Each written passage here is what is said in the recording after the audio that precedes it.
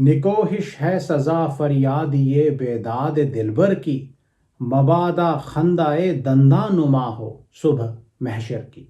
आज हम दीवान गालिब की गज़ल नंबर 166 पढ़ने की कोशिश करेंगे। इसमें 5 शेर हैं जो दीवान में पब्लिश किए गए हैं, जिनको हम पढ़ेंगे। वैसे 2-3 शेर और भी बताए जाते हैं जो मैन्युस्क्रिप्ट्स में मिले हैं।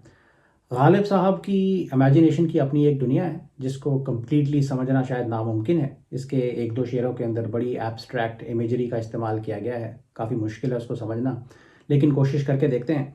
1-2 शेरों में कुछ इख्तिलाफ है डिफरेंट सोर्सेज में लफ्ज़ों का। जैसे एक लफ्ज़ है शाह पर, उसको कई सोर्सेज शाह पर कहते हैं, कुछ शह पर कहते हैं, तो इस तरह के इख्तिलाफ भी हैं। पर आइए पहले गज़ल को पढ़ते हैं, फिर इसके शेरों को समझने की कोशिश करेंगे। एज़ ऑलवेज गज़ल का टेक्स्ट आपको वीडियो की डिस्क्रिप्शन में मिल जाएगा। तो गालिब साहब कहते हैं कि निकोहिश है सज़ा फरियाद ये बेदाद दिलबर की, निकोहिश है सज़ा फरियाद ये बेदाद दिलबर की, मबादा खंदाए दंदा नुमा हो सुबह महशर की। रगे लैला को खाके दश्ते मजनू रेशगी बख्शे, रगे लैला को खाके दश्ते मजनू रेशगी बख्शे, अगर बोवे बजाए दाना दहका नोक नश्तर की। परे परवाना शायद बाद बाने कश्ती ये मैं था, परे परवाना शायद बाद बाने कश्ती ये मैं था, हुई मजलिस की गर्मी से रवानी दौरे सागर की। करूं बेदादे ज़ौक़े परफिशानी अर्ज़ क्या कुदरत, करूं बेदादे ज़ौक़े परफिशानी अर्ज़ क्या कुदरत, की ताकत उड़ गई उड़ने से पहले मेरे शाह पर की। कहाँ तक रोऊं उसके खेमे के पीछे क़यामत है, कहाँ तक रोऊं उसके खेमे के पीछे क़यामत है, मेरी किस्मत में यारब क्या न थी दीवार पत्थर की। तो ये थी पूरी गज़ल। पहला शेर देखते हैं कि निकोहिश है सज़ा फरियाद ये बेदाद दिलबर की, मबादा खंदाए दंदा नुमा हो सुबह महशर की। निकोहिश कहते हैं धिक्कारना, डांट फटकार, निंदा, रिजेक्शन, ब्लेम। किसी ने अगर कोई गलत काम किया हो या कोई नियम तोड़ा हो तो उसको रिजेक्शन जो फेस करनी पड़े। बेदाद कहते हैं इनजस्टिस को, नाइंसाफ़ी को, जुल्म सितम को भी कह सकते हैं। फरियाद ये बेदाद दिलबर, दिलबर की महबूब की नाइंसाफ़ी या जुल्मों की फरियाद करने वाला, शिकायत करने वाला। मबादा एक एक्सप्रेशन है जिसका मतलब है कहीं ऐसा ना हो, खुदा ना करे। खंदाए दंदा नुमा का मतलब है टीथ बेयरिंग स्माइल और लाफ, या तो दांत दिखा दिखा के हंसना या मुस्कुराना, जैसे किसी का मजाक उड़ाया जा रहा हो। और महशर तो आपको पता ही है, डूम्सडे, क़यामत का दिन। तो शेर है कि निकोहिश है सज़ा फरियाद ये बेदाद दिलबर की, मबादा खंदाए दंदा नुमा हो सुबह महशर की। तो इसके पीछे थीम ये है कि महबूब आशिकों पे जुल्म सितम ढाता है, नाइंसाफ़ी उनके साथ करता है, लेकिन सच्चे आशिक का फ़र्ज़ ये है कि वो महबूब की नाइंसाफ़ी, उसके जुल्म चुपचाप सहे, शिकायत ना करे। या जो शिकायत करेगा वो इश्क की रस्म को तोड़ेगा, वो इश्क के प्रोटोकॉल को तोड़ेगा, और फिर पूरी दुनिया, महबूब, शायद खुदाई भी उसको रिजेक्ट करेगी, उसको बुरा भला कहेगी, उसको डांट फटकार लगाएगी या उसको धिक्कारा ही जाएगा। तो पहली लाइन में कहते हैं कि निकोहिश है सज़ा फरियाद ये बेदाद दिलबर की, कि जो आशिक बेदाद दिलबर, महबूब की नाइंसाफ़ी, जुल्म का फरियादी है, उसकी शिकायत करता है, उसकी सज़ा निकोहिश है, डांट फटकार है, उसको धिक्कारा ही जाएगा, दुनिया में उसको रिजेक्शन ही फेस करनी पड़ेगी। फरियादी होने का मतलब जनरल शिकायत करना, प्रोटेस्ट करना हो सकता है महबूब के सामने कि तू क्यों मेरे साथ इतनी नाइंसाफ़ी करता है, या किसी के सामने महबूब की फॉर्मल कंप्लेंट करना भी हो सकता है, इश्क की अदालत में शिकायत करना, खुदा के सामने महबूब की शिकायत भी हो सकती है। तो ये ठीक नहीं, इस तरह की फरियाद करना, शिकायत करना ठीक नहीं। चुपचाप जुल्म सहना ही आशिक का फ़र्ज़ है। और अगर वो शिकायत करता है, अगर वो फरियादी होता है, तो फिर इस दुनिया में तो उसको रिजेक्शन फेस करनी पड़ती है, अगली दुनिया में भी, रोज़े क़यामत में भी उसके अगेंस्ट ही फैसला सुनाया जाएगा, उसको सज़ा दी जाएगी। दूसरी लाइन में कहते हैं मबादा खंदाए दंदा नुमा हो सुबह महशर की, कि अगर आशिक ने शिकायत की तो कहीं ऐसा ना हो, खुदा ना करे, कि महशर की सुबह, रोज़े क़यामत भी उस पर दांत दिखा दिखा के हंसे। तो ये सिमिली हम पहले भी देख चुके हैं। सुबह को दांत दिखा के हंसने से कंपेयर किया जाता है, सुबह की सफ़ेदी को दांतों की सफ़ेदी से कंपेयर किया जाता है। इम्प्लीकेशन इसकी यह है कि क़यामत भी कि अगर आशिक ने शिकायत की तो फिर क़यामत भी उसके ऊपर हंसेगी, कहीं ऐसा ना हो कि क़यामत भी उसके ऊपर हंसे। तो क़यामत के दिन भी उस पर तोहमत लगेगी कि महबूब की शान में तूने गुस्ताखी की है, इश्क की रस्म को तूने तोड़ा है, और उसको सज़ा मिलेगी। He will be found guilty on the day of the judgement, और उसको दोज़ख में भेजा जाएगा। और जब ये फ़ैसला हो रहा होगा तो उसकी गलती पे, उसकी बेवकूफ़ी पे क़यामत की सुबह खुद हंसेगी। तो पहले उसका मजाक उड़ाया जाएगा, उसको जलील किया जाएगा, फिर उसको दोज़ख में भेजने का फ़ैसला भी सुनाया जाएगा। लीगल टर्मिनोलॉजी और इमेजरी का यहाँ पे इस्तेमाल किया गया है। देखें, बेदाद का मतलब नाइंसाफ़ी भी होता है, सज़ा का भी ज़िक्र है, एंड ऑब्वियसली जजमेंट डे का भी यहाँ पे ज़िक्र है।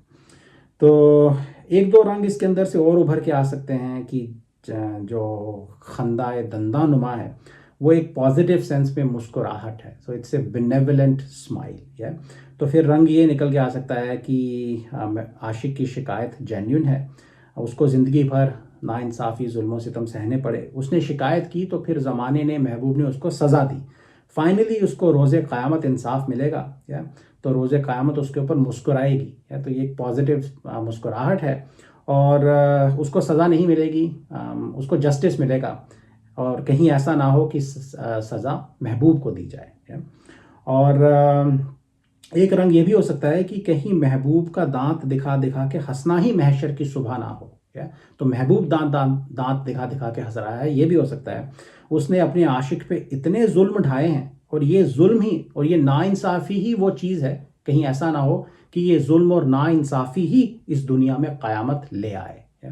ये रंग भी हो सकता है। पर ओवरऑल स्ट्रेट फॉरवर्ड जिस्ट ये है कि महबूब के जुल्म की शिकायत करना एक जुर्म है।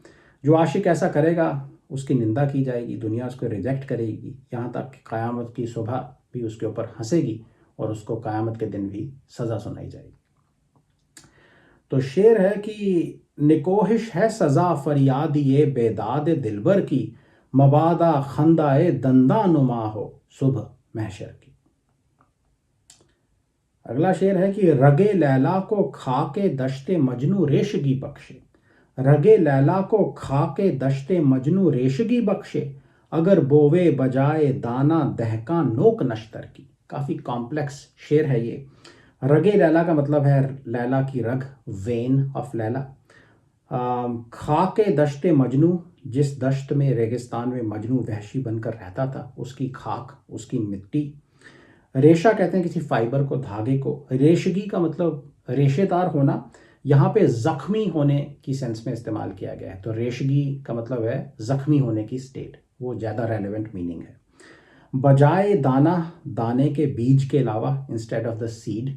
दहका कहते हैं किसान को, फार्मर को। नश्तर कोई नोकीला औजार जिसको सर्जरी में इस्तेमाल किया जाता है, वो भी हो सकता है, किसी तरह का हथियार भी हो सकता है, उसको नश्तर कहेंगे। और नोक ऑब्वियसली उस नश्तर का जो पॉइंटी एज होता है, एंड होता है, जो चुभ के आपको ज़ख्म देता है। तो शेर है कि रगे लैला को खाके दश्ते मजनू रेशगी बख्शे, अगर बोवे बजाए दाना दहका नोक नश्तर की। तो कॉम्प्लेक्स इमेजरी है। इसके अंदर एक दो पॉसिबिलिटीज़ हैं जिनको हम गैस करने की कोशिश कर सकते हैं, समझने की कोशिश कर सकते हैं। बैकग्राउंड ये है कि ऐसा कहा जाता है कि मजनू अपने आप को इश्क में इस कदर खो चुका था कि अगर लैला को ज़ख्म लगे तो खून मजनू का बहता था, या अगर लैला का खून बहे तो मजनू का भी खून बहता था। तो वो इस कदर एक जान हो चुका था अपनी महबूबा लैला के साथ कि लैला को कुछ भी हो तो असर मजनू पे होता था। और दूसरा कॉन्सेप्ट ये है खून बहाना, ब्लड लेटिंग है। तो इसको एक तरह की मेडिकल ट्रीटमेंट, इलाज भी समझा जाता था। लोगों की बीमारियों का इलाज करने के लिए जो डॉक्टर्स होते थे, सर्जन होते थे, लोगों का खून बहाते थे कंट्रोल्ड फैशन में। और दिमाग पे प्रेशर होने का, पागलपन का इलाज भी ब्लड लेटिंग को समझा जाता था। तो शेर है कि रगे लैला को खाके दश्ते मजनू रेशगी बख्शे, अगर बोवे बजाए दाना दहका नोक नश्तर की। तो इसका लिटरल मीनिंग ये है कि अगर किसान दाने या बीज की बजाय नश्तर की नोकें मिट्टी में बो दे, उगा दे, मजनू के रेगिस्तान की मिट्टी में वो अगर नश्तर की नोकें उगा दे, तो वो खाक लैला की रग को रेशगी बख्शे, जख्मी होना बख्शे या जख्म बख्शे। या तो पॉसिबिलिटीज़ इसके अंदर दो तीन हैं। एक और बात यह है कि जो मजनू का जो इश्क है वो वन साइडेड समझा जाता था। तो जिस कदर इश्क में पागल मजनू हुआ था, लैला नहीं उतनी पागल हुई थी। तो मजनू को सच्चा आशिक समझा जाता है, लैला को सच्चा आशिक नहीं समझा जाता है। तो लैला इश्क में पागल नहीं हुई थी, सिर्फ मजनू ही अपना आप इश्क में खो बैठा था। तो एक पॉसिबिलिटी ये है कि दश्त की खाक में अगर नश्तर बोए जाएं, जब वो उगेंगे, जब उनकी फसल तैयार होगी, तो मजनू के पाँव नश्तर की नोकें जख्मी कर देंगी, उसका खून बहेगा।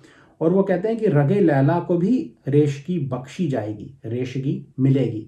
ये एक स्टेटमेंट हो सकती है, ये एक इल्तिजा विशफुल थिंकिंग भी हो सकती है कि काश ऐसा हो कि लैला की रग को भी रेशगी बख्शी जाए। तो मतलब इसका ये है कि अगर मजनू का खून बहेगा तो लैला की रग भी जख्मी हो जाएगी, लैला का भी खून बहेगा। तो इसके अंदर मजनू का जो इश्क है वो वन साइडेड नहीं है। ये रंग उभर के आता है कि लैला भी सच्ची आशिक है, या उसको सच्चा इश्क, अपना सच्चा इश्क प्रूव करने का मौका दिया जाएगा। तो अगर रेगिस्तान की खाक में से नश्तर की नोकें उगाएंगी, मजनू का पाँव जख्मी होगा, खून बहेगा, तो लैला की रग में से भी खून टपकने लगेगा, लैला की रग को भी रेशगी जख्मी होना बख्शा जाएगा। तो लैला को भी मौका मिलेगा प्रूव करने का कि वो भी सच्चा इश्क करती है। इससे मिलती जुलती एक और पॉसिबिलिटी ये है कि मजनू का जब खून बहेगा तो उसके साथ साथ उसके पागलपन का इलाज भी हो जाएगा। तो दोनों बातें हो जाएंगी, एक तो ये कि उसके पागलपन का इलाज हो जाएगा, और दूसरा ये कि उसकी लैला भी सच्ची आशिक बन जाएगी या सच्ची आशिक प्रूव हो जाएगी। So it could be A happy ending story. ये एक पॉसिबिलिटी है। और अगली पॉसिबिलिटी ये है कि जैसा अक्सर ऐसा होता है, यहाँ पे कोई हैप्पी एंडिंग नहीं है। कुछ लोगों का कहना है कि इस शेर के अंदर एक तंज छुपा हुआ है। तो किसान कभी नश्तर नहीं बोता, बड़ी अपसर्ड बात होगी कि किसान नश्तर की नोकें खाक में उगा रहा है, कभी ऐसा नहीं होगा। और अगर ऐसी अनहोनी हो तो शायद लैला की रग भी जख्मी होगी, मतलब कि लैला की रग कभी जख्मी नहीं होगी। अकेला मजनू ही इश्क में पागल है, अगर लैला को जख्म लगे तो मजनू का खून बहता है, but the other way around is not true. तो एक इम्पॉसिबल सिचुएशन बताई गई है कि अगर एक इम्पॉसिबल बात हो, किसान नश्तर की नोकें बोए, तो शायद लैला का भी खून मजनू के जख्मी होने पे बहेगा। मतलब ऐसा नहीं होगा, जैसा इश्क मजनू करता है लैला नहीं करती है। और एक फ्रैंक प्रिचेट ने इससे मिलता जुलता एक और रंग बताया है। उनका कहना है कि लैला भी दश्त में घूम रही है, और दश्त रेगिस्तान एक हार्श इन्वायरमेंट है। आपके पाँव छलनी हो सकते हैं रेत पे चलते चलते, मजनू के पाँव छलनी होते हैं, जख्मी होते हैं, लेकिन लैला के नहीं होते। क्यों? मजनू के साथ साथ दश्त की खाक भी लैला से सच्चा इश्क करती है और लैला के पाँव को जख्मी नहीं करती है। लेकिन ऐसा हो सकता है कब? अगर किसान दश्त में नश्तर की नोकें बो दे, जो नहीं होगा। मतलब लैला के पाँव से कभी खून नहीं बहेगा, उसके पाँव कभी जख्मी नहीं होंगे। तो इश्क में सिर्फ मजनू का ही खून बहता है, आशिक ही इश्क में जख्मी होता है, महबूब के ऊपर इसका कोई असर नहीं होता। तो देखें, दो पॉसिबिलिटीज़ हैं इसके ओवरऑल जिस्ट में। एक तो ये कि मजनू ही इश्क में पागल है, लैला नहीं, वही इश्क में जख्मी होता है, लैला पे कोई असर नहीं होता। या फिर दोनों इश्क में एक हो गए हैं, दो जिस्म एक जान हो गए हैं, सच्चे आशिक बन गए हैं, तो एक को जख्म लगे तो दूसरे का भी खून बहता है। तो लैला भी यहाँ पे सच्ची आशिक प्रूव हो जाएगी। तो कहते हैं कि रगे लैला को खाके दश्ते मजनू रेशगी बख्शे, रगे लैला को खाके दश्ते मजनू रेशगी बख्शे, अगर बोवे बजाए दाना दहका नोक नश्तर की। आई होप इट मेड सेंस। काफ़ी कॉम्प्लेक्स शेर था। अगला शेर भी थोड़ा कॉम्प्लेक्स है। कहते हैं, परे परवाना शायद बाद बाने कश्तिये मैं था, परे परवाना शायद बाद बाने कश्तिये मैं था, हुई मजलिस की गर्मी से रवानी दौरे सागर की। परे परवाना, परवाने का पतंगे का पर, विंग ऑफ द मॉथ, ये वो परवाना है जो शम्मा की तरफ अट्रैक्टेड होता है, शम्मा से इश्क करता है, और फिर फाइनली शम्मा के अंदर कूद के अपनी जान कुर्बान कर देता है इश्क में अपने महबूब पे। बादबान कहते हैं जिसको अंग्रेजी में सेल कहा जाता है। तो जहाज या कश्ती में एक पर्दा लगाया जाता है जिसके अंदर हवा भर के कश्ती को चलाया जाता है, उसको बादबान कहते हैं। कश्ती में ये इमेजरी हम पहले भी देख चुके हैं। एक कश्ती की शेप की कश्ती नुमा एक ट्रे का यहाँ पे जिक्र है, जिसके अंदर शराब के जाम रखे जाते हैं, जिसके अंदर शराब परोसी जाती है। तो बादबान कश्ती में इस कश्ती की शेप वाली शराब की ट्रे का बादबान या वो पर्दा जो उस कश्ती को चला रहा है, जो उसको मोशन में रखता है। देखिए क्या इमेजरी मिर्ज़ा गालिब साहब ने पेश की है। और मजलिस की गर्मी, हीट और वार्मथ ऑफ द गैदरिंग। तो महफिल में गर्मी होने का मतलब है, या महफिल का गर्म होने का मतलब है कि महफिल ज़ोरों शोरों से चल रही है, उसके अंदर जोश है। रवानी कहते हैं बहाव को। दौरे सागर, शराब के जाम का दौर, सर्कुलेशन। तो महफिल में शराब के जाम का घूमना। तो बड़ी खूबसूरत इमेजरी है, एक खूबसूरत सीन मिर्ज़ा गालिब साहब ने क्रिएट किया है। कहते हैं परे परवाना शायद बादबाने कश्तिये मैं था। तो लफ्ज़ था इस्तेमाल किया गया है। तो जिस महफिल की यहाँ पे बात हो रही है वो शायद पिछली रात को ऑर्गेनाइज की गई थी या पहले हो चुकी है।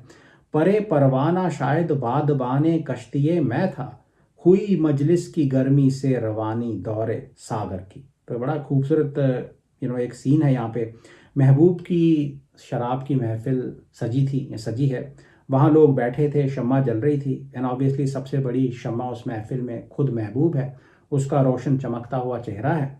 लेकिन उस महफिल में गर्मी या जोश या जान नहीं थी। परवाना या परवाने महफिल में जलती हुई शम्मा की तरफ खिंचे चले आते हैं। एंड ऑब्वियसली यहाँ पे परवाने आशिक हैं, या तो जो इंसानी आशिक हैं, ह्यूमन लवर्स हैं, उनको परवानों से यहाँ पे कंपेयर किया गया है। तो वो परवाने शम्मा की तरफ खींचे चले आते हैं, उससे इश्क करते हैं, उसके आशिक हैं। और जब उनका इश्क उनको अपना आप खोने पे मजबूर कर देता है, तो वो उस शम्मा में कूद के अपने आप को इश्क में कुर्बान कर देते हैं। और उनके जलने से शम्मा की आग और तेज़ होती है, तो वो खुद शम्मा का फ्यूल बन जाते हैं। और जब वो शम्मा और तेज़ होती है, उसकी गर्मी, उसकी आग और तेज़ होती है, तो उस महफिल में गर्मी आती है। और वही गर्मी महफिल में जोश पैदा करती है, और फिर शराब के जाम का दौर चलता है, महफिल रौनक होती है। तो परवाने के इश्क की शिद्दत, उसका इंटेंस पैशन महबूब की महफिल में गर्मी पैदा करता है। उसके बिना महफिल में जोश नहीं आता। या तो आशिक को अपने आप को कुर्बान करना पड़ता है महबूब की महफिल में गर्मी पैदा करने के लिए। तो इमेजरी देखें, शराब एक कश्ती नुमा ट्रे में परोसी गई जिसमें जाम रखे थे। गालिब साहब कहते हैं कि उस कश्ती को चलाने वाला साकी नहीं है, उस परवाने का पर है जो इस महफिल में जल के मर गया। तो परों की फड़फड़ाहट ने हवा पैदा की, और पर कश्ती का बादबान बन गया, जिससे वो कश्ती में चल रही है, और दौरे जाम इस महफिल में हो रहा है। तो ये देखें, उनकी इमेजिनेशन है, इमेजरी है। परवाने का पर उनकी इमेजिनेशन में महफिल में शराब की कश्ती चला रहा है बादबान बन के। रंग ओवरऑल ये है कि आशिक का इश्क, इंटेंस पैशन महबूब की महफिल में इमोशनल गर्मी पैदा करता है। वो खुद कुर्बान हो जाता है, उसको खुद कुर्बान होना पड़ता है अपने महबूब के लिए, महबूब की महफिल को खूबसूरत बनाने के लिए। एक रंग ये भी हो सकता है कि परवाना नहीं आया तो आशिक को कभी महफिल में नहीं बुलाया जाता। शायद उसका पर काट के यहाँ पे लाया गया हो, जिससे बादबान बनाया गया है कश्ती मैं का। आशिक बाहर तड़प रहा हो, तड़प तड़प के मर गया हो। ये पॉसिबिलिटी भी हो सकती है, लेकिन स्ट्रेट फॉरवर्ड पॉसिबिलिटी ये है कि महफिल में आशिक ने अपने इश्क की शिद्दत से गर्मी पैदा की है, और इस प्रोसेस में वो खुद जल के मर गया है। तो कहते हैं कि परे परवाना शायद बादबाने कश्तिये मैं था, हुई मजलिस की गर्मी से रवानी दौरे सागर की। तो बादबाने कश्तिये मैं परे परवाना था, और फिर जब महफिल में गर्मी आई तो दौरे सागर को रवानी मिली। करूं बेदाद ज़ौक़े परफिशानी अर्ज क्या कुदरत, की ताकत उड़ गई उड़ने से पहले मेरे शाह पर की। तो कहीं कुछ सोर्सेज में ये लफ्ज़ शाह पर लिखा गया है, कुछ सोर्सेज इसको शह पर भी कहते हैं। मुझे नहीं पता कि सही क्या है, मैं इसको शाह पर पढ़ने की कोशिश करूँगा। परफिशानी एक पक्षी का, एक परिंदे का परों को फड़फड़ाना, या फ्लटरिंग ऑफ द विंग्स। पर फड़फड़ा के वो उड़ता है, पर फैलाना भी हो सकता है, लेकिन पंखों का फड़फड़ाना यहाँ पे ज़्यादा रेलिवेंट मीनिंग है। ज़ौक़ परफेशानी करने का मज़ा, या परफेशानी का मज़ा पाने की तमन्ना की सेंस में भी आप इसको यहाँ पे पढ़ सकते हैं। बेदाद जुल्म नाइंसाफ़ी, आशिक को यहाँ पे एक परिंदे से कंपेयर किया गया है। बेदाद ज़ौक़ परफिशानी, तो पंख फड़फड़ाने का, परफिशानी करने का ज़ौक़ उसने जो जुल्म परिंदे पे या आशिक पे ढाया है उसको बेदाद ज़ौक़ परफिशानी कहेंगे। तो परिंदे की फितरत है कि वो पंख फड़फड़ा के उड़ान भरे, उसको इसमें ज़ौक़ मिलता है, बड़ा मज़ा आता है, मगर वो मज़ा उसको नहीं मिल रहा और ये एक जुल्म है, ये एक नाइंसाफ़ी है, वो उड़ान नहीं भर पा रहा, उसको यहाँ पे बेदाद बोला गया है, नाइंसाफ़ी बोला गया है। तो बेदाद ज़ौक़ परफिशानी का ज़ौक़ जो नाइंसाफ़ी, जो जुल्म परिंदे के दिल पे ढा रहा है। कुदरत किसी हायर पावर को कह सकते हैं, रूहानी ताकत हो सकती है या इंसान की ताकत भी हो सकती है। शाह पर मेन फैदर, बड़ा पंख, चीफ फैदर, राइट। तो बड़ा पंख जिसकी ताकत से परिंदा उड़ान भरता है। तो कहते हैं करूं बेदाद ज़ौक़ परफिशानी अर्ज़ क्या कुदरत की ताकत उड़ गई उड़ने से पहले मेरे शाह पर की। तो जैसा मैंने कहा, परिंदे की इमेजरी को इस्तेमाल किया गया है आशिक की या ह्यूमन कंडीशन को दर्शाने के लिए।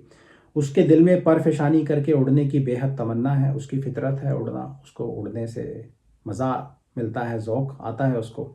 मगर दूसरी लाइन में वो कहते हैं कि उड़ने से पहले, इससे पहले कि मैं उड़ान भरता, मेरे शाह पर की ताकत ही उड़ गई, ताकत ख़त्म हो गई। वर्ड प्ले देखें, परिंदे का उड़ना और ताकत का उड़ जाना, उसके अंदर से उड़ने की ताकत उड़ गई है, ताकत अब उसके अंदर बाकी नहीं रही।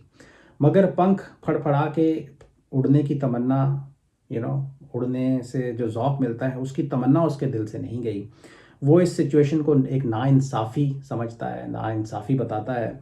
उड़ने का ज़ौक़ और अधूरी तमन्ना उसके दिल पर जुल्म ढा रहे हैं, लेकिन उड़ने की ताकत अब उसके अंदर बाकी नहीं रही। करूं बेदाद ज़ौक़ परफिशानी अर्ज़ क्या कुदरत, किया है कुदरत, मैं इस नाइंसाफ़ी को, उसके दुख को कैसे तेरे सामने पेश करूं, क्या मैं उसको अर्ज़ करूं, कैसे मैं उसको बयान करूं, नहीं कर सकता। इतना जुल्म, इतना दुख है कि मैं उसको बयान तेरे सामने नहीं कर सकता है। तो कुदरत मेरे अंदर ताकत ही नहीं है बयान करने की, मैं कैसे बयान करूं, नहीं कर सकता। इतनी नाइंसाफ़ी मेरे साथ हुई है। शिकायत का रंग भी है कि मेरे साथ ऐसा क्यों हुआ। बेहद तमन्ना है उड़ने की, लेकिन परों में ताकत बाकी नहीं है। तो गालिब साहब ने यहाँ पे शायद अपना हाल बयान किया है, जनरल ह्यूमन कंडीशन को यहाँ पे बयान किया है, बुढ़ापे की स्टेट को बयान किया है। या कोई आशिक है जो इश्क में जुल्म सह सह के इतना टूट गया है कि अब उसके अंदर इश्क करने की ताकत बाकी नहीं रही, लेकिन फिर भी इश्क करने की तमन्ना उसके अंदर जिंदा है। और यही जुल्म है, यही नाइंसाफ़ी है कि दिल के अंदर से तमन्ना तो गई नहीं, उस तमन्ना में वो तड़पता है, लेकिन उड़ने की, इश्क करने की ताकत उसके अंदर बाकी नहीं है। तो एक मिर्ज़ा गालिब साहब का बड़ा मशहूर शेर है, हज़ारों ख्वाहिशें ऐसी कि हर ख्वाहिश पे दम निकले, बहुत निकले मेरे अरमान लेकिन फिर भी कम निकले। उस शेर से मिलता जुलता इस शेर का थीम है। तो कहते हैं कि करूं बेदाद ज़ौक़ परफिशानी अर्ज़ क्या कुदरत की ताकत उड़ गई उड़ने से पहले मेरे शाह पर की।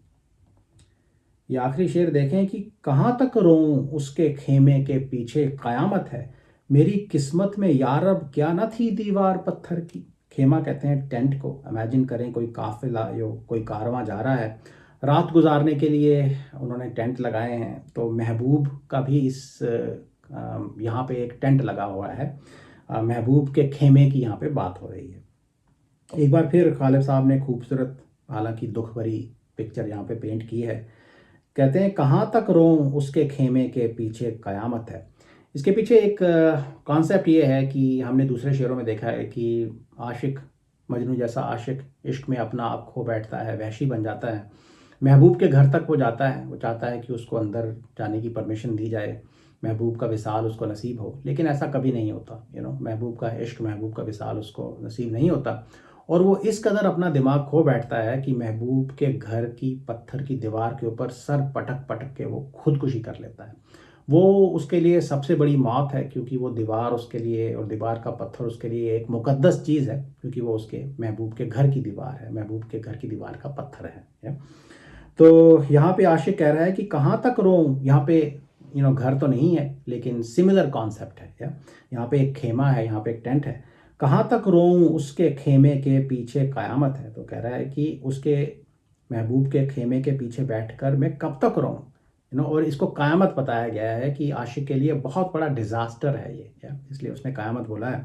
कहाँ तक रहूं उसके खेमे के पीछे क़यामत है, मेरी किस्मत में यार अब क्या ना थी दीवार पत्थर की, या कि यार अब क्या पत्थर की एक दीवार भी मेरी किस्मत में नहीं थी, क्यों तूने मेरी किस्मत में एक पत्थर की दीवार भी नहीं लिखी। तो मजनू जैसा वहशी आशिक है, अपने आप को खो बैठा है, जब उसको महबूब का दीदार प्यार नसीब नहीं होता तो वो रो रो के बेहाल हो जाता है। तो यहाँ जैसा मैंने कहा खेमा है, घर तो नहीं है। मजनू शायद लैला के कारवां के पीछे पीछे चल रहा है। उसकी लैला रेगिस्तान से गुजर रही है और रात बिताने के लिए उसने वहाँ पे टेंट लगाया है, या लैला के लिए टेंट लगाया गया है जिसके अंदर वो रात गुजार रही है। पागल मजनू आके वहाँ पे उसके खेमे के बाहर रो रहा है, फरियाद कर रहा है उसका दीदार करने की। वो टिपिकल महबूबा है, उसको परवाह नहीं। तो आशिक के रोने की महबूब को कोई परवाह नहीं। वो बेचारा रो रो के बाहर बेहाल हो रहा है, लेकिन उसके नसीब में ही नहीं है महबूब का दीदार करना। तो वो कहता है कि कब तक मैं ऐसे रोया करूं। शायद जहाँ जहाँ महबूब का कारवां जाता है, पीछे पीछे बेचारा जाता है और जहाँ खेमा लगता है उसके पीछे बैठ के रोता है, मगर कुछ हासिल नहीं होता। तो कहता है यार अब तूने मेरी किस्मत में एक पत्थर की दीवार भी नहीं लिखी, इतना तो किया होता। तो एक कहावत है, किस्मत किस्मत में पत्थर होना। किसी की बुरी किस्मत हो तो आप कहते हैं कि उसकी किस्मत में पत्थर है। यहाँ पे गालिब साहब की आशिक की किस्मत इतनी बुरी है कि किस्मत में पत्थर भी नहीं, पत्थर की दीवार भी नहीं है। अगर यहाँ पे एक दीवार होती तो कहते हैं कि मैं अपना सर पटक पटक के उसके ऊपर अपना सर मार मार के खुदकुशी कर लेता। मौत भी मुझे नसीब नहीं होती, मेरे लिए मौत भी नसीब में नहीं लिखी गई है। तो एक तो महबूब के जुल्म, वो मुझे इग्नोर करती है, मैं रो रो के बेहाल हुआ जाता हूँ। ऊपर से मुझे मौत भी नहीं आती, खुदकुशी करने के लिए एक पत्थर की दीवार भी मेरी किस्मत में नहीं लिखी गई है। और ये एक बहुत बड़ा हादसा है, ये एक बहुत बड़ा डिज़ास्टर है मेरे लिए, इसलिए उसको क़यामत बोला गया है। तो मेरे लिए तो क़यामत आ ही गई है। इतना दुख मैं सह रहा हूँ, इतना जुल्म सितम मैं सह रहा हूँ। एक तो इश्क में नाकामी, ऊपर से खुदकुशी करने के लिए पत्थर की दीवार भी मेरी किस्मत में नहीं लिखी गई। कहाँ तक रोऊं उसके खेमे के पीछे क़यामत है, मेरी किस्मत में यार अब क्या न थी दीवार पत्थर की। तो एक शिकायत है रब के सामने। तो ये थी पूरी गज़ल। I hope it made some sense. Thank you.